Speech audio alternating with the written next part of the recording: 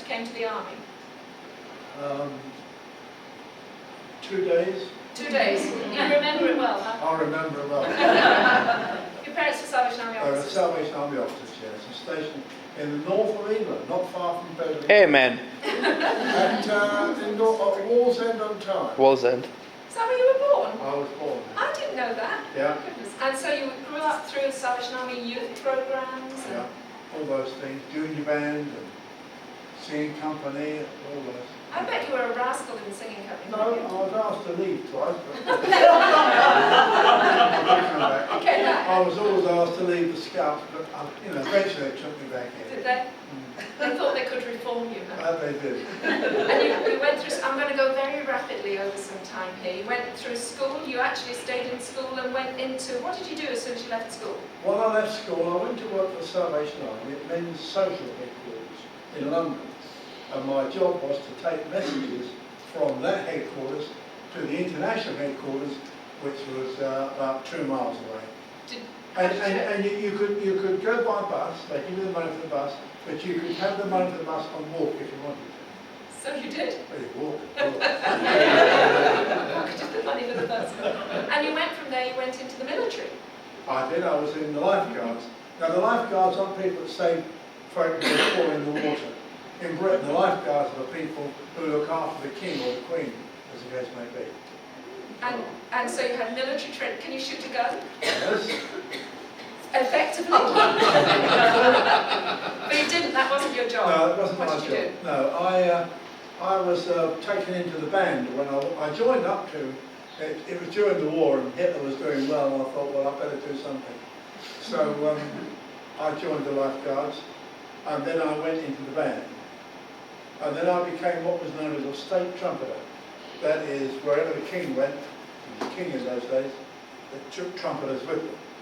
And for big state occasions, we would be there when the king, the queen came in. And that's it. So you played state trumpet, but you also, the lifeguards were also on horseback, right? Yeah, So yes. you played a French horn while riding a horse. Mounted band, yeah. Yes. And looking after the queen, Yeah, the king at the time. the Yeah. king at the Yeah. time. So you were involved in music, and then you felt called to be a Salvation Army I officer. was, yes. Yeah. You have to have both hands on an instrument when you play French horn. I have no idea how he did it. You have to have both hands in a trombone. How'd you stay on the horse? Well, the He's got good knees. thing that goes in is the bit that goes in Yeah. is attached to the legs. So, So you have to sort of do a bit of both. You kick him and pull it. Yeah.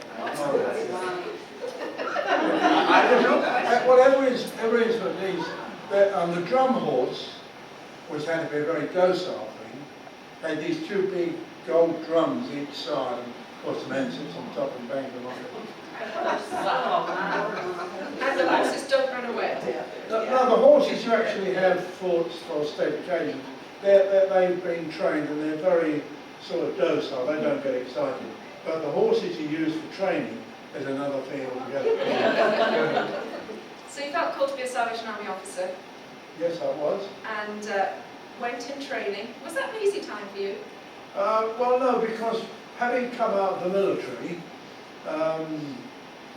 then suddenly going into and people there who hadn't been in the military, and it was in some ways it was odd, but in other ways, of course, they were lovely people and they were experienced people who could help us. So yeah, it was fine. Were you married at that time? I was married then. Married to Jill. She was a young girl at the Corps, as I remember, before you went in training. Yeah, she was. Tell me how, that story about how you decided she was the one for you. Well, that was when I was a very small boy. My parents were stationed at a place called Southall in West London. And in Britain in those days, I don't know whether they do it now, they used to have what they called Empire Day. It was a special day, you got a day of school for one thing. And so on Empire Day evening, what we call the sunbeams up the little girls. We have somebody. Do you? Yeah. Okay. The sunbeams and the guards, they were the bigger girls, and the cubs and the scouts all did stuff. They climbed ropes and marched up and down in the hall and all that. And Jill was in this march. There'd be about 20 of these little girls walking up, marching And the leader shouted, halt! And they all halted. And then she said, right, turn. And they all turned right except Jill, and she turned left. And I thought, there's a girl with a mind I thought, that's the girl for me. So eventually you married Jill? Yeah, when I went back there, we married when she was very young, and she was my childhood sweetheart. Yeah. And served as a Salvation, I'm going very quickly, served as a Salvation Army officer in Corps. Yes, we did some court. And then they asked you to be the national bandmaster in the Salvation Army, which Yeah. was looking after... I had a tour around all over Britain doing band rehearsals. That's really good. and caring for the Salvation Yeah. musicians. We're going to stop, we're going to sing, and we're going to come back and carry on.